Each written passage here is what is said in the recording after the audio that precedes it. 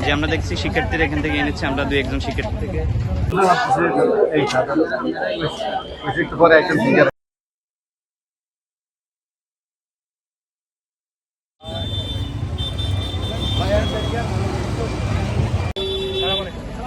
ইসলামী ছাত্র শিবির কমলাপুর